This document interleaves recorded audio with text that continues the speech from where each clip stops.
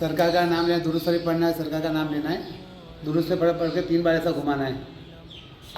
बाद में अलमदद या खाजा जहदार, अलमदद या खाजा जहदार, अलमदद या खाजा, दोनों आँख में घुमा देने के बाद में सलाई खड़ी रखनी है, उसको पीसान पे घुमाना है। कोई नस चौका होती है, नस खुल जाती है, किधर दर्द पे लगा सकते हैं आप। अच्छा माशा। एक ऐसे अल्लाह के वली जिनके आँख में आज भी रसूल पाक सल्लल्लाहु तआला अलैहि वसल्लम का मुँह मुबारक मौजूद है। आपने विसाल के बाद भी अपने आंखें खोलकर चारों तरफ देखा था। सुबहान अल्लाह। तो आइए नाज़रीन, आज हम आपको सूरत के एक ऐसे वली कामिल के बारगाह में लेकर चलते हैं जिनकी दरगाह से आँख के मरीज़ों को पल भर में शिफा मिलती है। वीडियो में आगे बढ़ने से पहले आपसे गुजारिश है कि आप पहली बार हमारे चैनल पर आए हैं तो हमारे चैनल RHQ वॉइस को सब्सक्राइब करना ना भूलें। आप रहमतुल्लाह अलैह का नाम हज़रत सैयद ग़ुलाम मोहम्मद अल-मारूफ ख्वाजा देहदार रहमतुल्लाह अलैह है। आप मुल्क ईरान के एक कस्बा देहदार के रहने वाले थे। फिर आप वहां से हिजरत फरमाकर हिंदुस्तान तशरीफ़ लाए ताकि दीन और सुन्नियत की तबलीग कर सके। आप रहमतुल्लाह अलैह अपने वक्त के बाकमाल वली कामिल और आरिफ बिल्लाह बुज़ुर्ग में से हैं। जब आप मुल्क ईरान से हिंदुस्तान तशरीफ़ लाए और सूरत पहुँचे तो आपका चर्चा चारों तरफ फैलने लगा। तो सूरत के करीब कामरेज नामी एक इलाका था जिसे काम नगर भी कहते हैं। तो वहाँ का राजा जो था उसे कोढ़ की बीमारी थी। कई हकीमों को उसने दिखाया लेकिन शिफा ना मिली।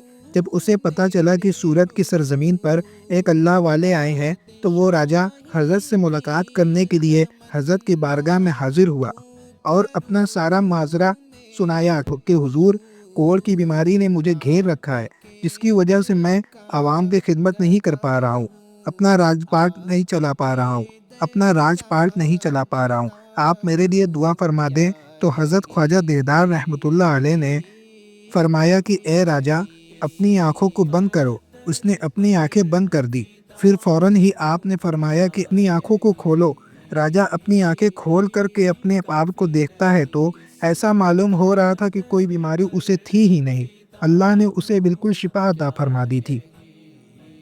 हज़रत की अजीम करामत को देखकर आपके कदमों में गिर गया और कहने लगा कि बाबा, आप जिस धर्म का प्रचार कर रहे हैं उसका कलमा मुझे भी पढ़ाए और मुझे भी अपने धर्म में शामिल कर ले।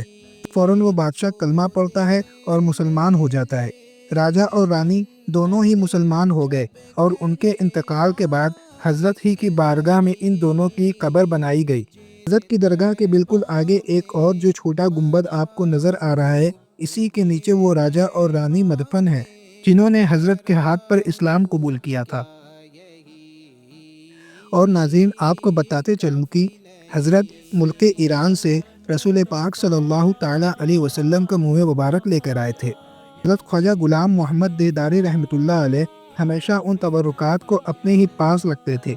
जब आपकी विसाल का वक्त करीब आया तो आपके मुरीदीन में इख्तिलाफ पैदा हो गया कि आपकी विसाल के बाद मुँह मुबारक किसके पास आएगा।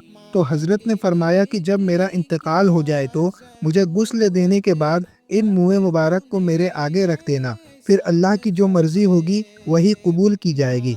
जब आपका विसाल हुआ तो आपको गुस्ल देने के बाद मुँह मुबारक आपके आगे रखे गए। पर मौजूद हज़ारों लोगों ने अपनी आँखों से एक करामत देखी थी कि विसाल के बाद आपकी आँखें खुली, आपने चारों तरफ देखा, फिर वो जो मुँह मुबारक थे वो उड़ते हैं और उड़कर आपकी दाहिनी आँख में जा कर के वो मुँह मुबारक गिर जाते हैं और फ़ौरन आपने अपनी आँखों को बंद कर लिया। अल्लाहु अकबर। ये मंजर देख कर के तमाम लोग हैरान थे और फिर उसी हालत में आपको दफन किया गया। तो आज भी वह मुँह मुबारक आपकी आँख में मौजूद है।